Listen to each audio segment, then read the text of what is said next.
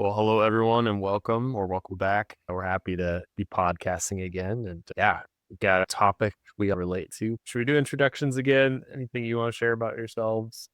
I'm Hi Adam everyone, I'm across on my Kolbe show. again. Hey everybody, my name is Joshua. Nice to meet you. Recent graduate. I'm waiting around for my associate number, and then I'm excited to get started. Awesome. Awesome. Yeah, at the Catholic Therapy Center at some point in the Yeah, future here. In the So, near future, 2 months, I or think. depending on when people are listening to this in the distant past, maybe. Who knows? you're already going to be fully booked by then, Josh. God willing.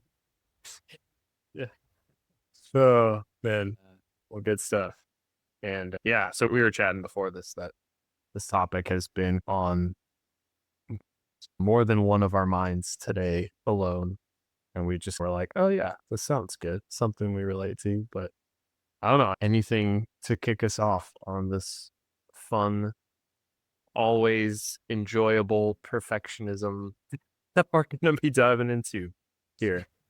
Any thoughts or any personal experiences to ground us in what we're talking about? Mm. I feel like I could think back on all of graduate school and see a trend of perfectionism as you're just trying to get through the next paper, the next assignment, the next practicum, the next step in the process. I'm also thinking of like therapy, my own healing journey, how perfectionism can weave into there too. I got to heal or I got to get to this point or that point, and oh my gosh, it just keeps me in not a good headspace. It keeps me in cycles. It keeps me not in the present moment. I'm trying to think of a story, but nothing's coming to mind right now. How about you, Josh? I mean, I can relate to those 2 points, right? Like, especially graduate school and just chasing those 100% on every single assignment, ensuring that every practicum I did everything perfectly so that the professors would see that I have the skills to be a counselor, to be a therapist, and to be just like chasing that affirmation. Something else that came up for me was like perfectionism has been just like that. If I think back at every single moment in my life, even when I was a little kid, I feel like that has been a quote unquote friend that has walked with me the whole time.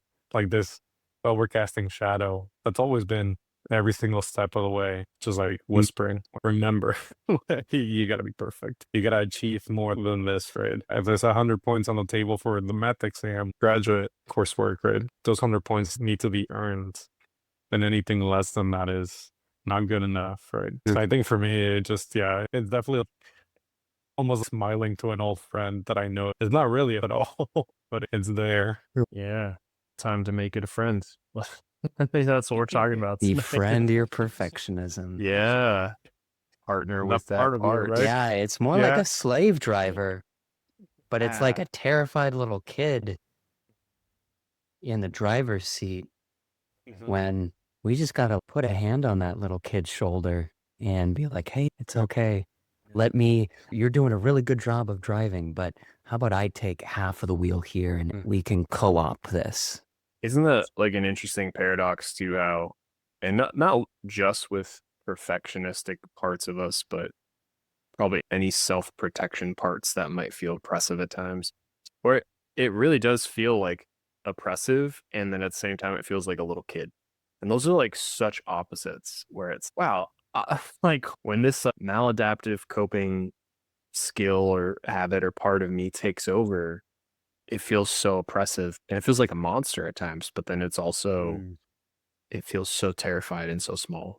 And that's so interesting to me. And I feel like Yeah. it can go back and forth pretty quickly too in therapy when you're trying to understand what's going on with perfectionistic parts of us or any protector parts of us. So I don't know. That stood out to me. It's like it's crazy how Yeah. quick it goes Yeah. from one to the other. Yeah. And it sounds Go ahead. accurate, right? Describing it as a little kid, a younger self. But then until you know that or until you call that out, the projection that it makes is not that of a little kid, or at least for my sense, right? It's always like someone bigger, someone that can really drive home the point of we're gonna lead and we're gonna almost like with an authoritarian like fist, we're going to this way. But then you go around the boulder, right? Because you see the projection on the wall and it's like, oh my gosh, that's a huge part. But then you cut the corner and it is that little kid just asking to be loved, to be seen, to be held, essentially, right? To be recognized. But the projection alone, it's usually not that. It's usually, oh my gosh, I gotta listen. I gotta do what he says or what she says, right? Yeah. And maybe it's helpful to, if we zoom out for a minute and even talking about parts, right? And so a lot of how we're talking about it today is really in regard to there being different parts of us that hold different things, that do different things in our lives. And whether that's related specifically to internal family systems, which is a modality and process of understanding human personality and conceptualizing our personhood, multiplicity, or just understanding it away from maybe IFS, internal family systems, just parts work. And there's a lot of different psychologists who have looked at that and explained the human personality as there are parts of us that do different things, right? And so that's the terminology we're using here, is that there is a part of us that is perfectionistic. And maybe even hearing that, you can relate where we might not always feel perfectionistic, but it might feel like we flip into that mode sometimes. Or it may be very specific things like you're saying, Josh, where it's with school, I go into this perfectionistic mode, right? Or friends, I can't slip up and make a mistake, or work, but there's other areas where I can relax and I don't have to be perfect, or the pressure's not there. So we're kind of looking at these parts of us, for those who aren't familiar with parts work as much, that this is an opportunity to dialogue with parts of ourselves, with not only just a name like coping skills. Oh, I do this to protect myself. It's in the therapy and healing process. Can we actually dialogue with parts of ourselves that are saying and believing, don't make a mistake. You can't make a mistake or else. So I just wanted to ground it a little bit if anybody's listening to this and going, what the heck is parts work? Or like, why is it so certain that there's parts, or this is a part, or what is that? So that's just like a really brief intro into that as well. But yeah, I don't know. Yeah, thank you, Adam. And just to build off of that, it's been so helpful for me in my own journey, and then for so many of my clients, to create some distance from an overwhelming experience or process or pattern that they notice within their relationships or within themselves, maybe an inner conflict that they have, and seeing this as a process that they can look at and then dialogue with relationally. And that flips the switch on a very different mode. Instead of this friction and tension internally, there's this space of curiosity and compassion. And that's moving towards acceptance of the fundamental good underneath whatever that part of us is acting out in. Underneath the perfectionism is a fundamentally good part of us that's desiring something qualitative, something good. It highly values how things are presented, highly values our protection, that we need to feel safe, we need to be protected. And this part of us is doing that by making sure that we do things in an excellent manner, or perfectly, or without failure. And if we do fail, or if we have a mistake, then that part doesn't know what to do, and it feels really existential, really unsafe. And then maybe another part of us steps in to put out the fire of whatever overwhelming anxiety we're having from feeling so unsafe, because that part has really taken on this role within ourself that in order to feel safe, we need to not mess up. And that perfectionistic part, yeah, any type of perfectionism is, like you're saying, Kolbe, usually protecting against a sense of failure or a sense of rupture, a sense of rejection. So it is a safety measure to say, I don't want to be criticized. I don't want to feel like how I felt in the past, where I felt really bad about myself. I felt really ashamed or not good enough or not lovable. So it's grounded in experiences of that. And I know, I think is Frank Anderson, who's pretty popular IFS kind of trainer and with parts work. But I remember he said, and it was drilled into my head after that, he said that every time there is an external critic, an internal critic is formed, right? And same thing with the perfectionist, right? If there's an external critic, someone saying, hey, this isn't good enough, you need to do this better, there is an internal voice, even in children, that at some point will say, I really don't want to get that feedback again. I really don't want to feel like I'm not good enough, or I don't want people to see that. I'm ashamed of people seeing that, and it's not safe to see my mistakes or my weaknesses. So I'm forming this internal voice that is then going to critique me and prevent that shame, rupture, rejection before anybody external to me could do it for me. Internal perfectionistic parts or voices, self-talk, is mirroring what we have learned and experienced in real life and those wounds that are still there. And that's why it's so powerful to not simply just reject it and say, this part sucks and I hate it. And it might, right? It might be so hard living with this part, but the path to healing isn't to push it down, right? It's not to battle. It's not to go to war with this part of us and say, I don't have to be perfect. I don't have to do things well. You probably do want to do things well. You probably do want to do things to the best of your ability. That's not the problem, right? The problem is, what wound am I fighting against that how I'm protecting and responding to it isn't actually healing it, isn't actually bringing me peace. So like you're saying, Kolbe, can I accept what's there? Can I partner with this part and really seek with kind of those two main words that come up for me are compassion and curiosity? Can I understand, why is this part protecting me the way it's protecting me? Even if it's causing more damage, it thinks it's doing something good, but it's hurting. And so can I be curious and understand what it's protecting and why, to go deeper with the perfectionism? Yeah, I love that you bring up that these parts of us are really rooted in experiences that we've had, and that those experiences get lodged and encoded within ourselves, our being. And that's Yeah. physiological as much as it is psychological, and we know spiritually as well. How do you guys see perfectionism at play, either with yourself or with clients? Like, how is it most obvious to you guys? You're working with people or just in your own habits. When does it make itself? When I hear a client saying should a lot, That's a I good should one. do this, or I should have done that, or, oh, I'm sorry, always, and not sure of themselves. Yeah. And I pick up on that because I've been there too.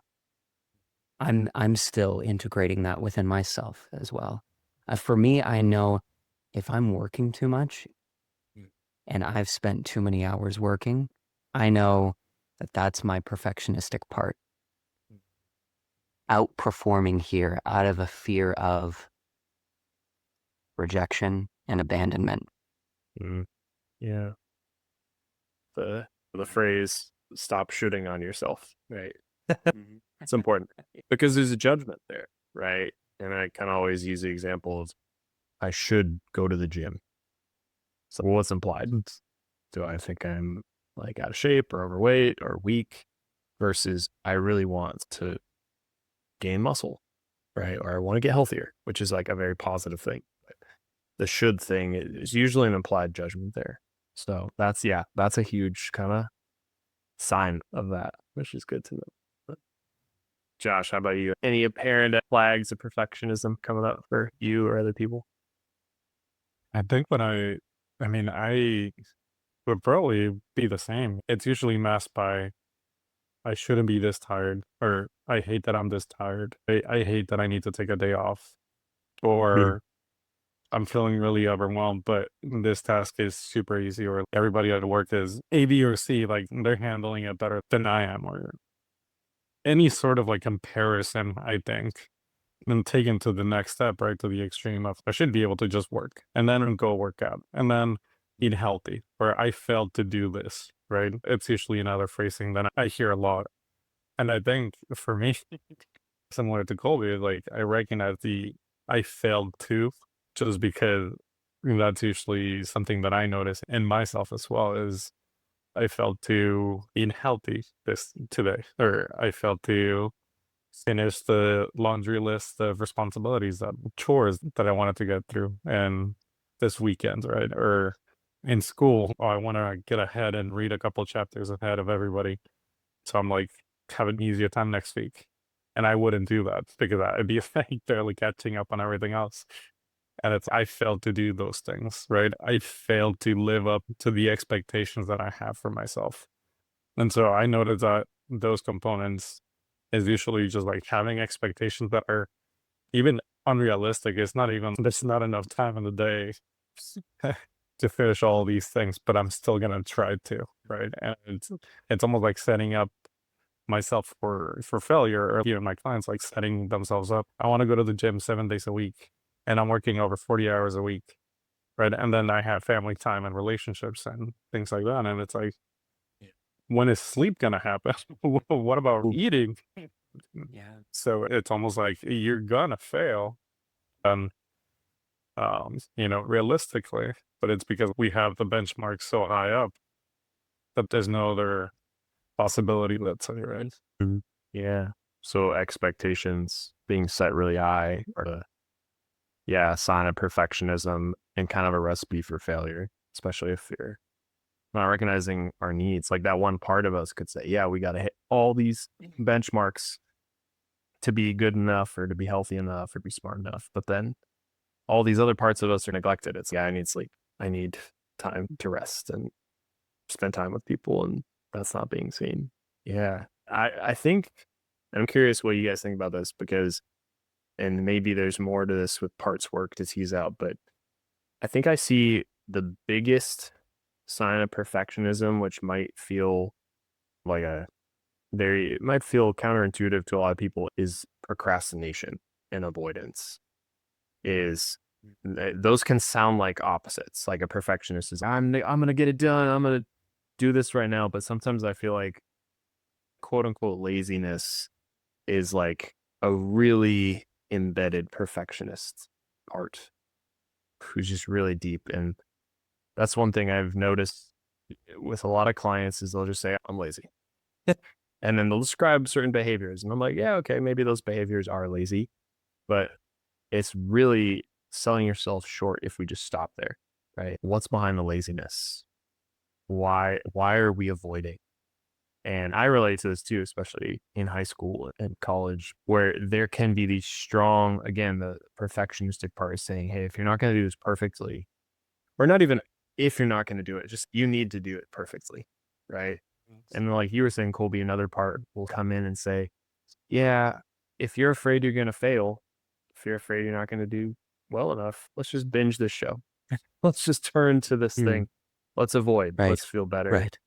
And so there's a dynamic playing out there where there could be this deep-seated kind of self-criticism, perfectionism. You don't know what you're doing. You're going to fail. It's not going to be good enough. And then it's protecting you against feeling terrible by saying, hey, you need to live up to a certain standard, which feels impossible to meet. And so this other part, another protector, right, what we'd call like a firefighter part, comes in and says, I got something that'll make you feel better. Right? We'll just push this off. But have you guys seen that? Any Absolutely. thoughts? Anything Absolutely. Thank you for bringing that up, Adam.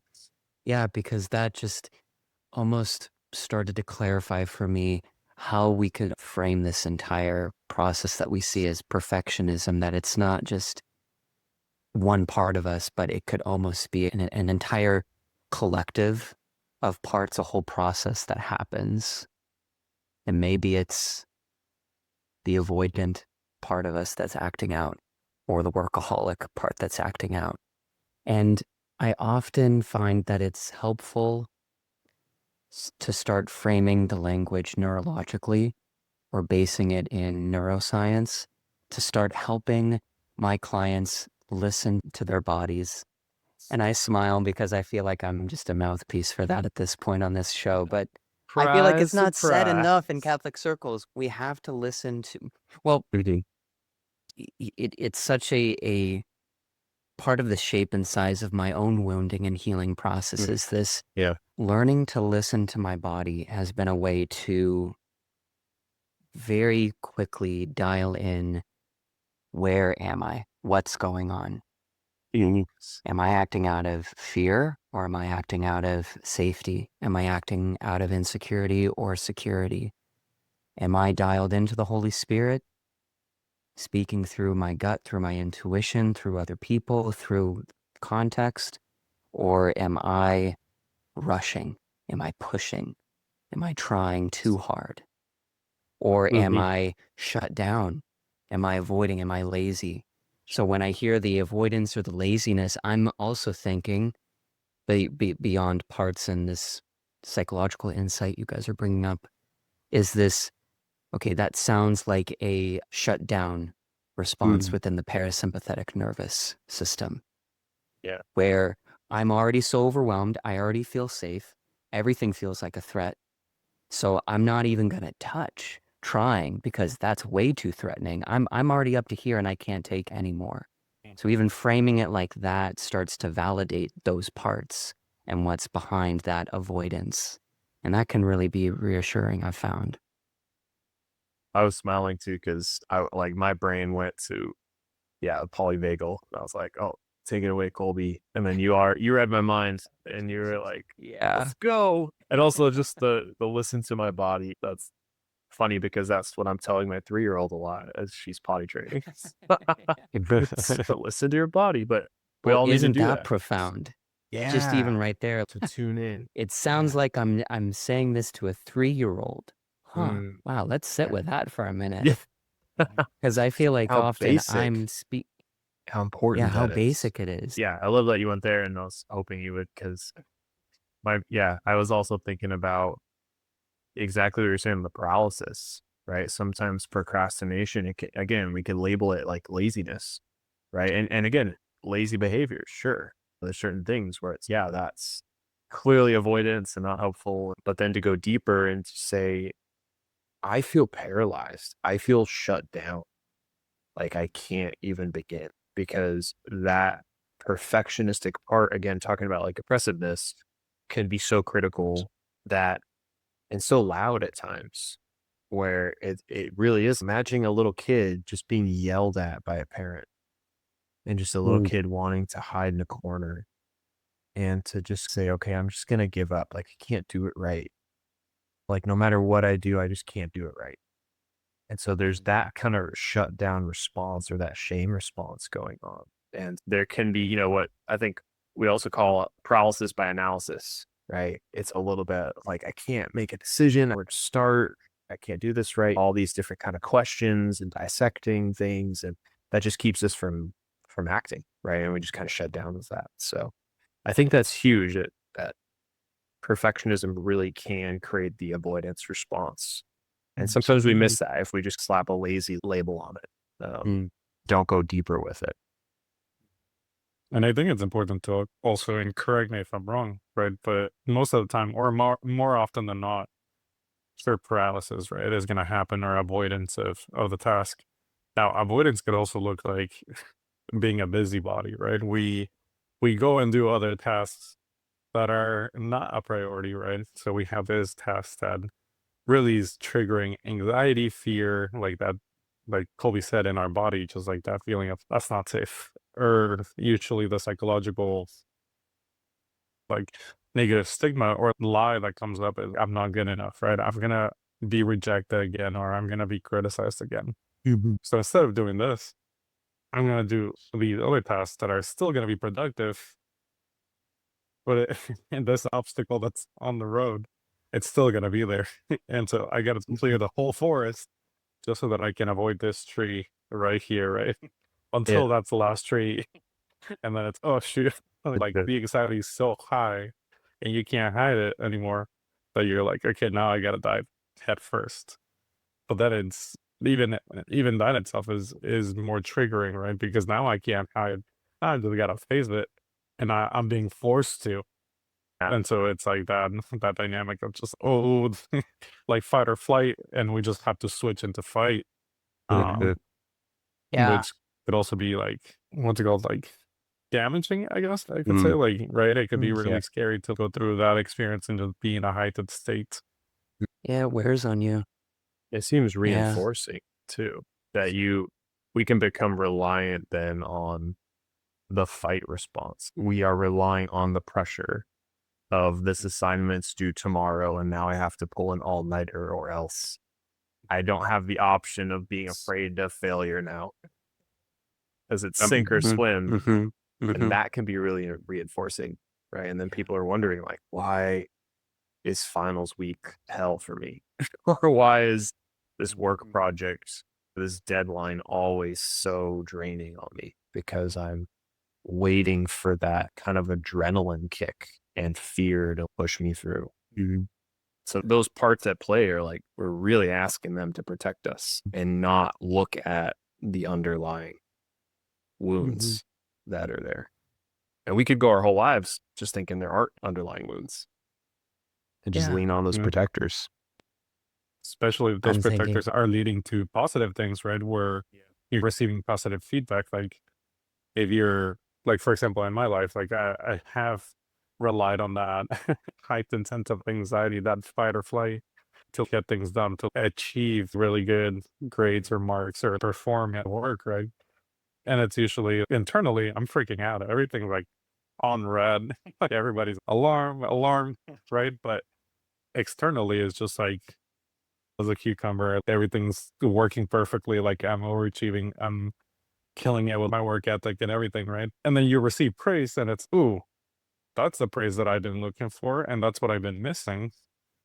But I need this. I need to be in this mode to receive that. So then, oh, here's a promotion. Here's whatever it is, the next economic achievement, or more people like me because I'm more bubbly and everything, right? And like a social situation.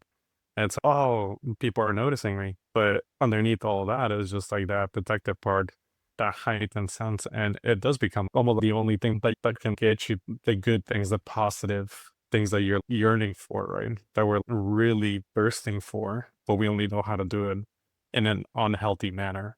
Not that those parts are bad, right? Those parts are good and the desire is good, but the behavior, how we tap into our emotions or psychology or our body is not healthy. So that's the only way. Oh man, I'm loving what you both are bringing up, because when this perfectionism manifesting in this avoidance or overachieving, or a combination of both depending on the situation, when that's practiced so often, that becomes a way of being. And we might misinterpret it as, well, this is just my personality, this is just how I am, I function best in this kind of way. And then rest and leisure and real connection and silence becomes very unsafe. It becomes an unfamiliar reality or experience. And the only thing that we do feel somewhat quote unquote safe in is anxiety, is rushing, is working, or just not working at all, avoiding, not even crossing the threshold, not even it. And then I love what you're bringing up, Josh, because this is not just an internal reinforcement, it's culturally, socially reinforced. Like we have, especially in the West, a culture set up on making us cogs within this overarching machine. How productive can you be? What's your output? It's outcomes focused. It's not person focused. It's product over process. And that really reinforces and instills this paradigm or this schema or this belief that often goes unconscious, subconscious, until we start to really look at it and spend some time with ourselves and what's going on, and take a macro look at it all. We start to notice, wow, this is when I learned this. And when dad would really praise me for doing a good job on that, that felt really good. And then when I got a good grade, mom and dad would praise me for that. And my teacher would praise me. And then my friends respected me more, or whatever it is. Maybe it was sports. But the point is that even just achieving, while achieving is good, But if it's not balanced and put in the context of other validating experiences, places for affirmation, places for connection, places for relationship, then our only plug-in for relationship becomes output, becomes achievement, becomes work. Yeah, I'm noticing a lot of what's coming up for me as you guys are sharing that is just the sense of like, where do we put our value, or where do we get our value from? Where do we get our sense of worth from? And I was just, yeah, reflecting on, as you're saying that too, like my experiences of high school, where I went to an all boys high school, and I think I was like 5'2" or 5'4" when I started high school. And I remember it all boys high school. One of these guys was like 6'8" or something, went on to go pro with football. And so I just remember first day, just, oh my gosh, I literally cannot measure up. And so like Dude. sports was not my thing. And I remember just feeling intimidated. And by the time I was a senior, like I literally grew like a whole foot. But like with sports, I was like, I don't feel competent in my body or comfortable. And there's a lot of comparison.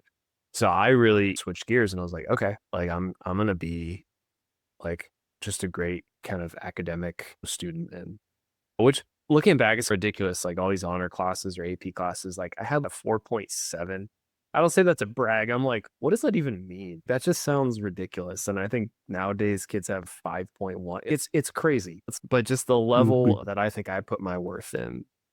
Okay, I'm gonna get that GPA. I'm gonna make my parents proud of me and celebrate that. And getting good grades is not a bad thing, right? Like you're saying, it's achievements are not a bad thing in themselves, but I noticed I really put my worth in those things. It felt like I had to hold on to that. I had to achieve that, or else who am I? What am I? And so I think Bob Schutz, to just do a shout out to his material, especially Be Healed and Be Restored.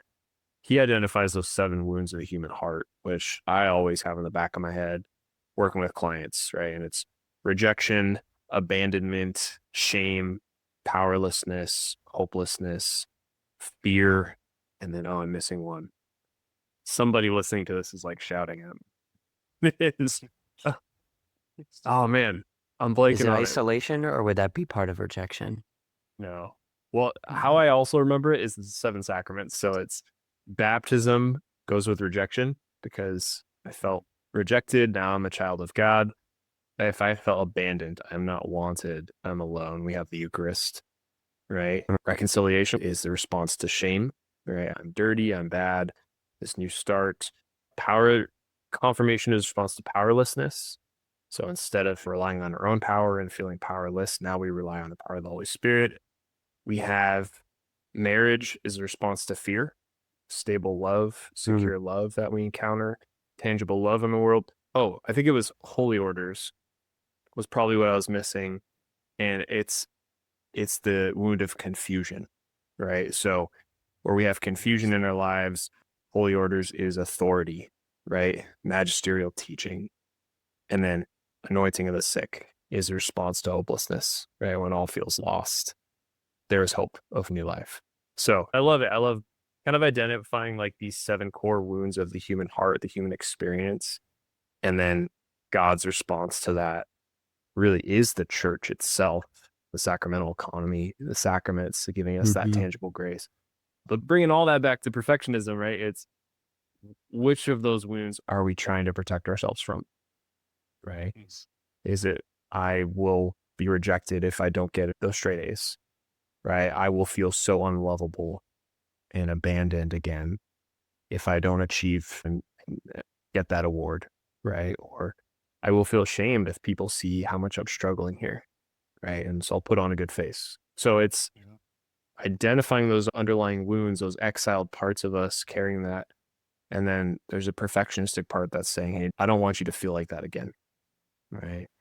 And so I'm going to almost like a drill sergeant, get your stuff together, get going, do better, study more, right? Because it doesn't want you to feel like maybe that little kid part again that's feeling so rejected or ashamed. But it really is that, in so many ways, like a trauma response to those wounds that are absolutely being triggered. And then the drill sergeant is re-triggering them in so many ways.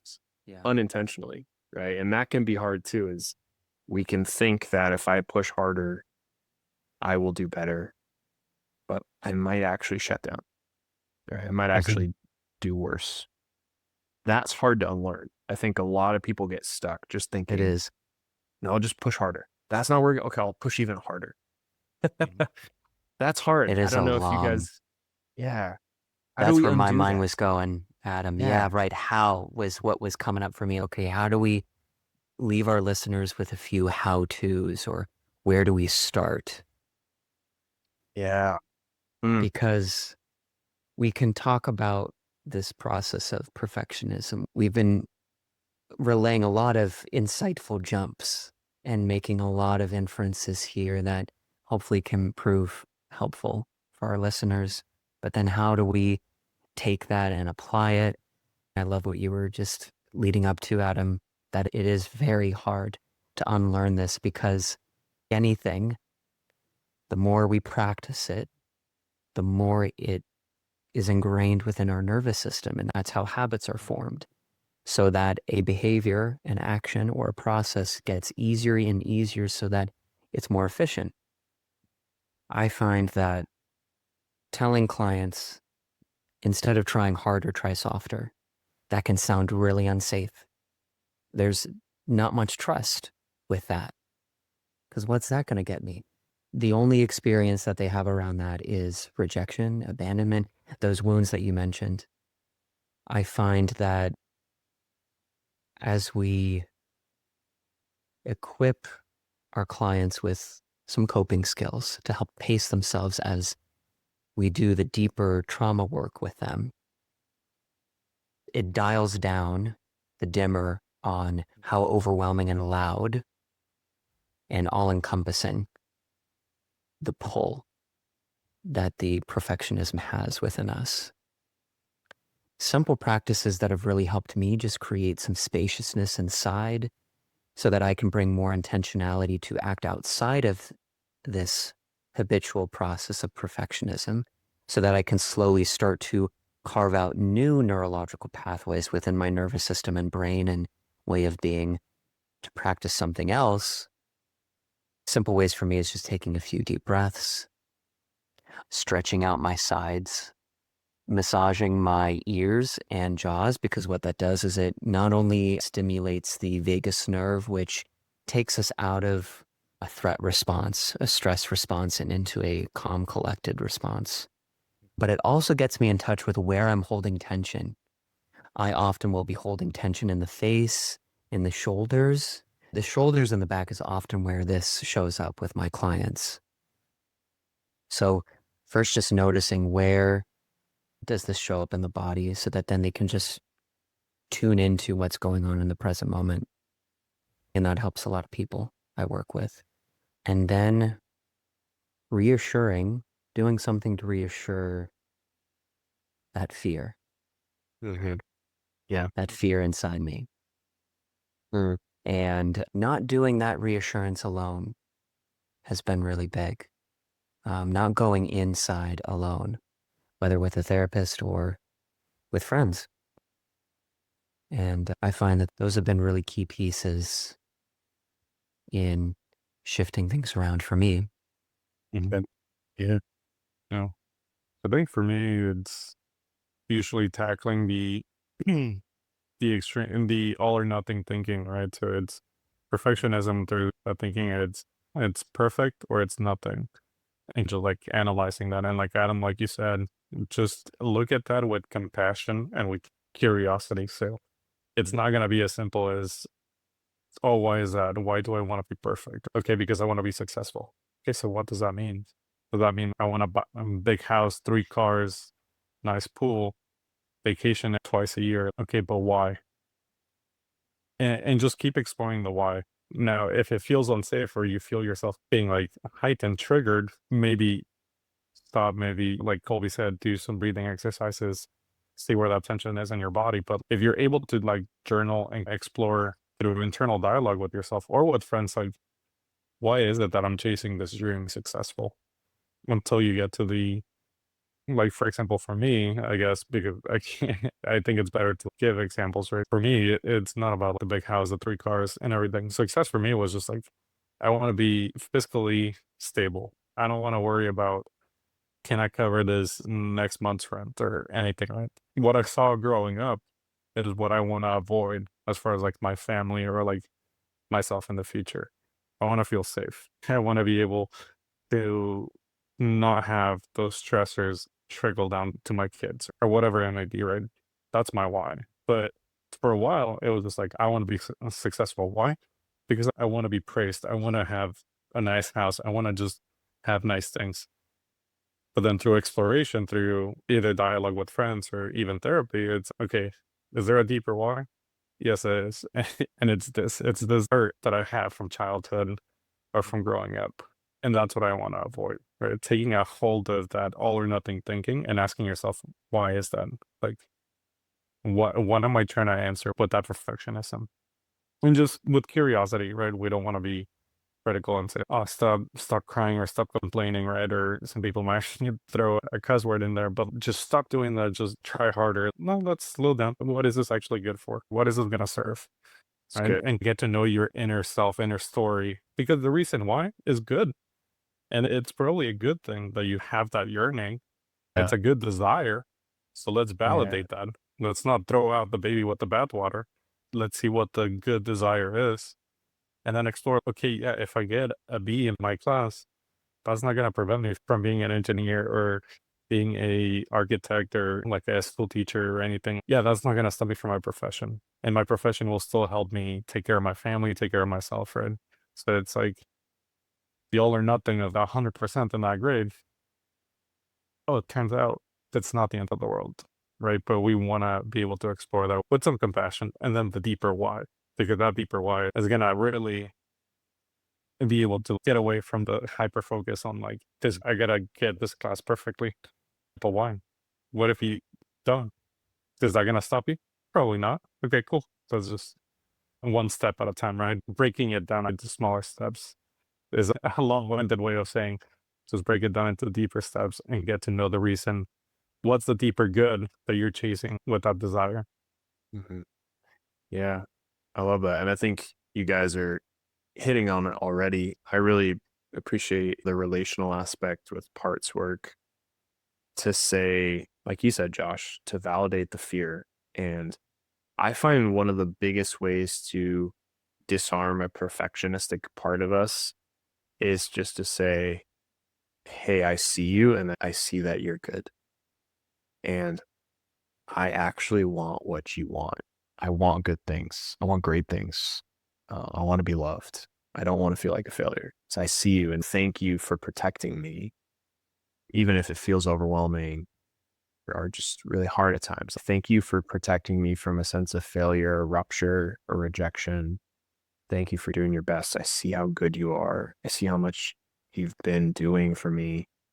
I want what you want. And really bringing what's in the unconscious to the conscious level, right? What wound is there that my perfectionism is protecting me from?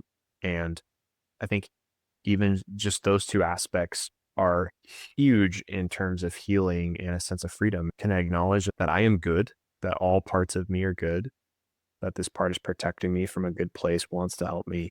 And then can I name the underlying wound? So I'm really afraid of being alone. So I am good. This part of me is good, although I want it to do things differently. And I'm really afraid of not being loved or being alone. Even just that, right? And then tying in like, well, where do we feel that in our body? Can I walk with other people in processing that, unpacking that, right? Friends, therapy, spiritual direction. Yeah, looking and then getting curious with why. Why is that? Where is that from? Right? Getting curious about those wounds and those habits. So I think those are some great ways and so to disarm that perfectionism, right? It's not, we don't want to make it sound like it's a really simple thing. It's, oh, just do this and this and then you'll be good. It's, it's, but yeah, can I recognize, yeah, these are good things that I want. These are scary things that I'm scared of. This is what's behind it. And here's how I can go deeper with it. And in that, right, especially with like neuroplasticity, there's still room for, okay, I validate the fear. I recognize I'm good. I recognize the wound.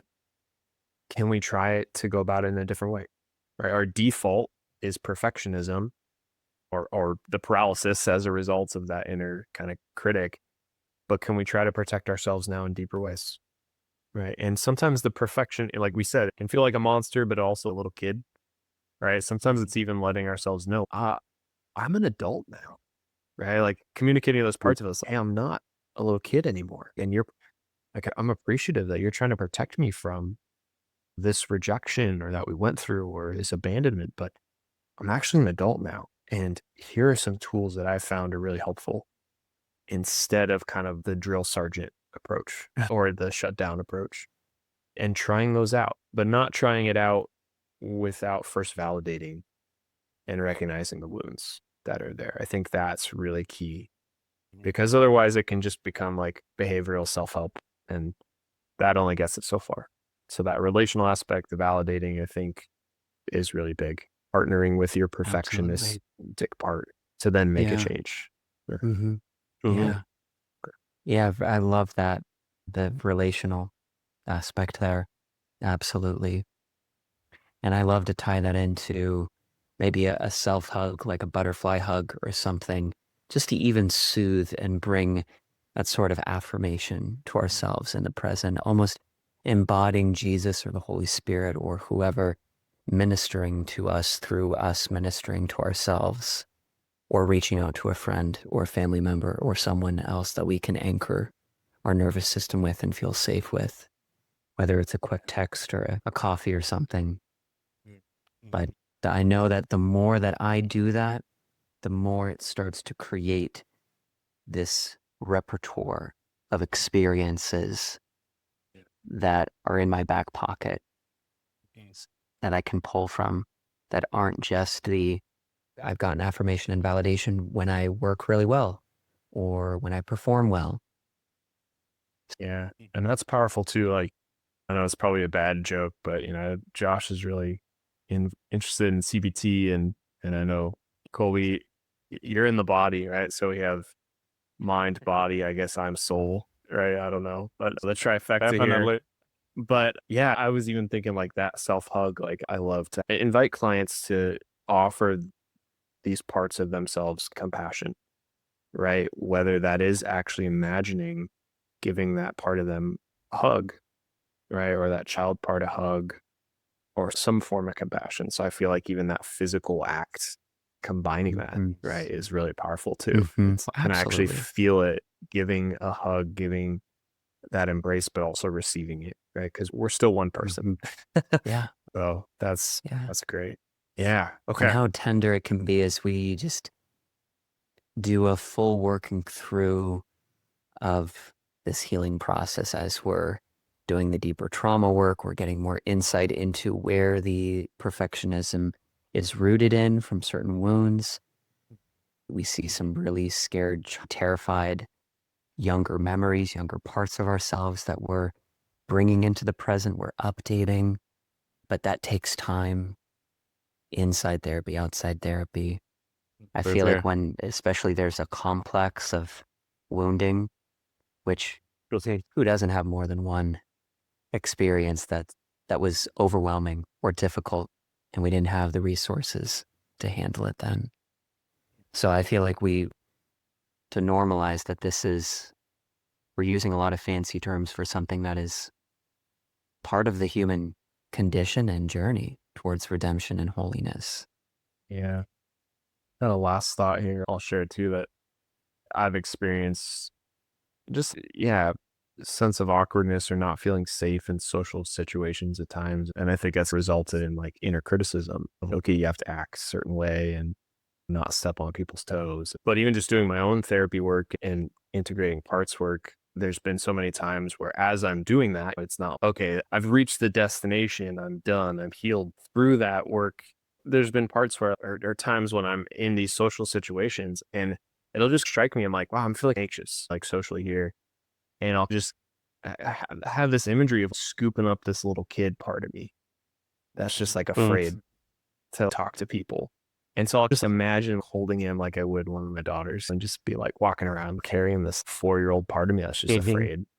And that has at times made such a huge difference. And just again, like my body, I can just be like, oh, okay, there's connection, there's safety, like there's recognition, and just almost like a sense of real intimacy. There's this 4-year-old boy, he's just like really afraid, and I'm just giving him attention, and I'm still like facing other people and I'm still having conversations, but like I'm not forgetting about that fear and that part of me that's nervous about what people might think or what to say. And so I've just noticed just that imagery of like, I'm just going to carry him around has been just like profound for me as I'm still seeking to understand him more and help him as he's carrying these burdens. So just, that imagery that, using our imagination and really relating can be really, really helpful in that feeling. But as we're wrapping up here, any last thoughts, any comments, resources, anything we want to throw out there?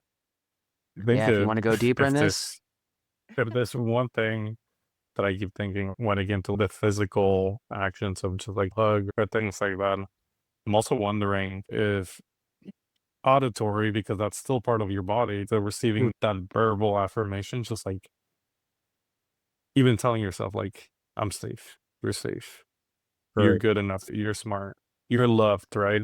Things like that, and things that combat those lies or those fears that we have can also prove super helpful, especially in rewiring the brain or creating new pathways, like we said, because we have this pattern of either internally we ourselves or people outside talking to us. So we have a lot of that, but maybe we need to even out the score of positive self-talk or positive. And that's not necessarily just saying, oh yeah, you're amazing, you're good, right? But really focusing on those wounds or those fears and saying, no, you are loved. I don't have to earn someone's love and respect or things like that. And even though it's helpful to do it in your head, all of us could talk to ourselves and I think in our own minds, you're good, you're safe, right? But even going the extra mile and verbally those things is what the actual challenge is what would be the equivalent of that physical hug and like those like facial pressure points and things like that. It's like that auditory verbal affirmation of ourselves. That being said, that's incredibly challenging. Like that sounds way more easy to do than anything, right? I think most people would be quicker to do the self hug than like verbally even say those words, because I have clients that why like, not both? no, I mean, both. That's the goal, right? But what I've seen with clients is that usually making the physical behavior is less challenging or like less scary than like even verbalizing those like positive things about oneself. And I think it's I just want to highlight that I think this is helpful and something to practice, but don't be surprised if it's like way tougher than what it sounds. Yeah. And that's a great opportunity to really validate, speak to that perfectionistic protector too, where it's saying, this is hard, this is scary. And I don't know. Yeah, it feels like I can't do it well, but I can take this one step at a time and give it my best. And I want what you want. I want to do this well. I want to be successful, and you got this. And that's not the same. That's different from saying if we have some negative self-talk, like you're going to fail, and trying to say, I'm going to be successful at everything I do. Right. That's the far opposite, but just saying, no, I see you. This is scary. Let's do this together. You're not alone. Just one step at a time. Just like really finding that real point that feels authentic and believable, and combining that. I'm here. That's like the first step. So I think that's great.